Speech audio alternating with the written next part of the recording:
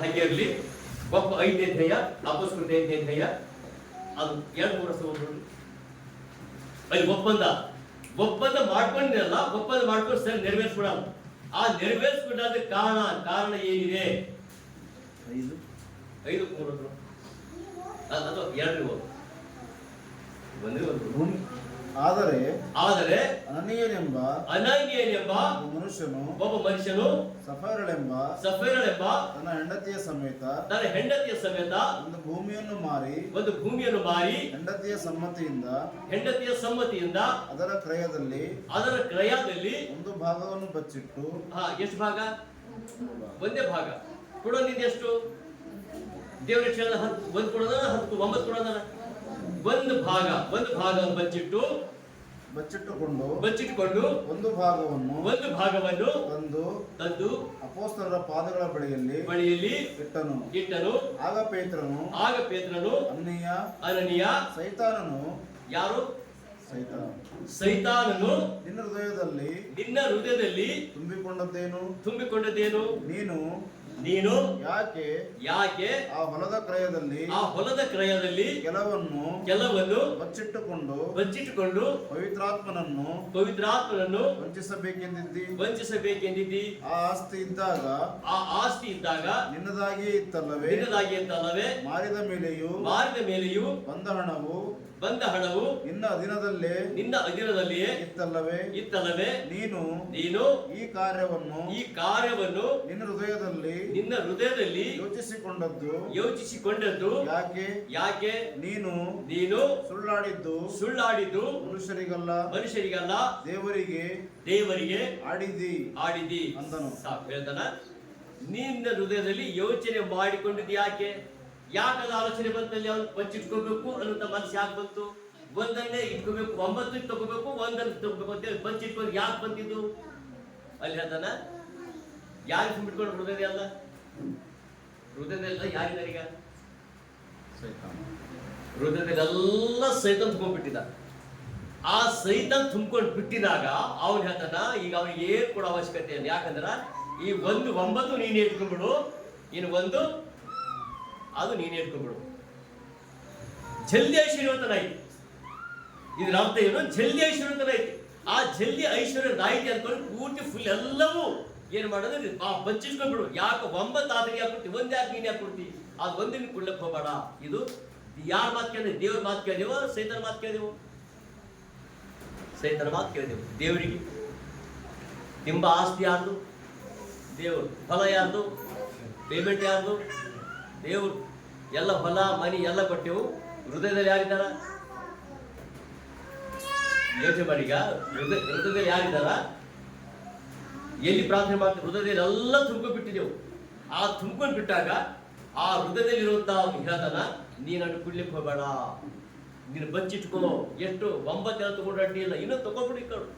ಆಮೇಲೆ ಹೆಂಗ್ ಮಾಡ್ತಾರೆ ಗೊತ್ತಾ? ಅಷ್ಟು ಮಾತ್ರ ಅಲ್ಲ, ಅವನು ಏನ್ ಮಾಡ್ತಾರೆ ಗೊತ್ತಾ? ಇನ್ನೊಂದು ಕೆಟ್ಟ ವಿಷ ಬಿತ್ತ. ಆ ಕೆಟ್ಟ ವಿಷ ಧರ್ಮಪುಸ್ಕಾಂಡ ಅಲ್ಲಿ ಅಂತಲ್ಲ 8ನೇ ಏನ್ ಮಾಡ್ತಾರೆ ಗೊತ್ತಾ? ಒಂದು ಕೆಟ್ಟ ವಿಷಯ ಹೃದಯದೆಲ್ಲ ತುಂಬಿಬಿಟ್ಟಿಯಲ್ಲ.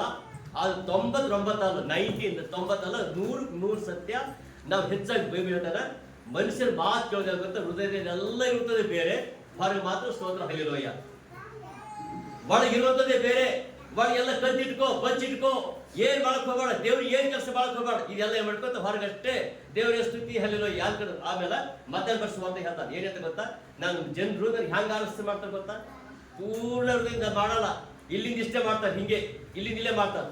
ಆ ಇಲ್ಲಿಂದ ಹೃದಯದಲ್ಲಿ ಎಲ್ಲ ಬೇರೆ ಯೋಚನೆ ಇದೆ. ಆ ಸುಳ್ಳು ಹೇಳ್ತಾನ, ನಮ್ಮ ಹೃದಯದಲ್ಲಿ ಇರುವಂಥದ್ದು ಎಲ್ಲ ಯೋಚನೆ ಬೇರೆ. ಅದಕ್ಕೋಸ್ಕರ ಹೇಳ್ತಾನೆ, ನೀ ಯಾರ ಮಾತು ಕೇಳ್ತಾ ಇದ್ದಿ? ದೇವ್ರ ಮಾತಲ್ಲ, ನೀನು ಕೇಳೋದು ಸೈತಾನ ಮಾತು. ಅಷ್ಟು ಇನ್ನೊಂದು ಕೆಟ್ಟ ವಿಷಯ ಗೊತ್ತಾ? ಅದೇ ಧರ್ಮಪುಷ್ಕರಣ 1 ವರ್ಷ ಹೋದ್ರಿ. ಅದ ಧರ್ಮಪುಷ್ಕರಣ ಹೇಳ್ತಾನ, ಏನ್ ಮಾಡ್ತಾರೆ ಇಲ್ಲ ಅಂದ್ರೆ, ಈಗ ಅವ್ರು ಮಾಡಿದ ಕೆಲಸಗಳು ಯಾಕೆ ನಾನು ಮಾಡೋದು ಕೆಲಸಗಳು ಅಂತ 18 ವರ್ಷ ಹೋದ್ರು. 18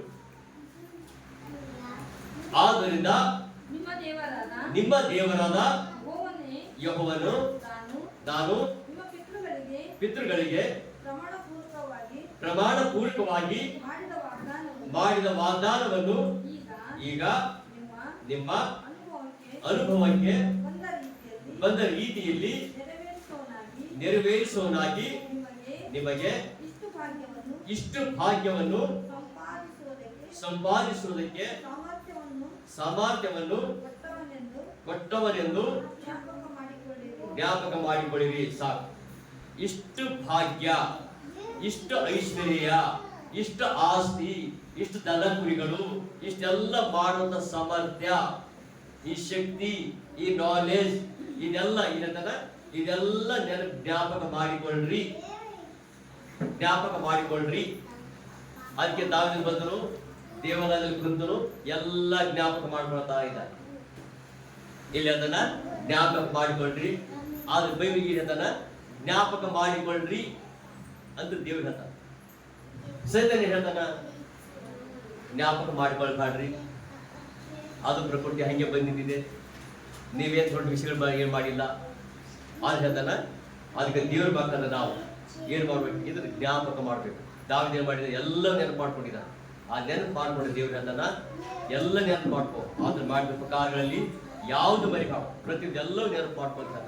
ಅದ್ರ ದೇವ್ರ ಮಕ್ಕಳನ್ನ ನಾವು ನೆನಪು ಮಾಡೋರಾಗಿರ್ಬೇಕು. ಆದ್ರ ಪ್ರಕಾರ ಧ್ಯಾನಿಸುವರಾಗಿರ್ಬೇಕು. ನಾವು ಯೇಸು ಕ್ರಿಸ್ತನ ನಂಬಿಕಿಂತ ಹಿಂದೆ ಹೆಂಗಿದ್ದೆವು, ನಮ್ಮ ಮನೆ ಹೆಂಗಿತ್ತು, ನಮ್ಮ ಆಸ್ತಿ ಹೆಂಗಿತ್ತು, ನಮ್ಮ ದನ ಕುರಿಗಳು ಹೆಂಗಿತ್ತು, ನನ್ನ ಪರಿಸ್ಥಿತಿ ಹೆಂಗಿತ್ತು, ನಾವು ಫಸ್ಟ್ ಬರ್ತಾ ಚರ್ಚಿನ ಹೆಂಗೆ ಬಂದೆ, ಅದೆಲ್ಲ ನೆನಪು ಮಾಡ್ಬೇಕು.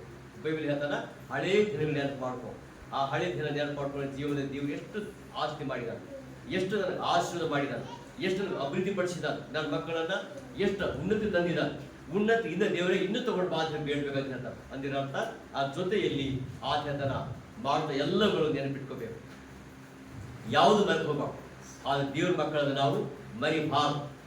ಅದು ಸೇತ ಹೇಳ್ತಾನ ಮರ್ತೋಗ್ಬೇಕು, ಜಲ್ದಿ ಮರ್ತೋಗ್ಬೇಕು. ಆದ್ರೆ ದೇವ್ರ ಹೇಳ್ತಾನ ಮರಿಬಾರ್ದು.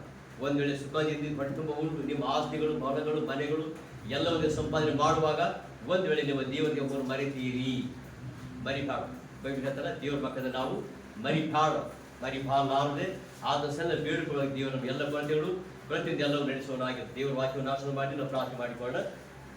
ಸರ್ವಶಕ್ತನಾದ ದೇವರ ಪರಿಶುದ್ಧ ನಾಮಕ್ಕೆ ಸ್ತೋತ್ರ ಮಾಡ್ತೇವೆ.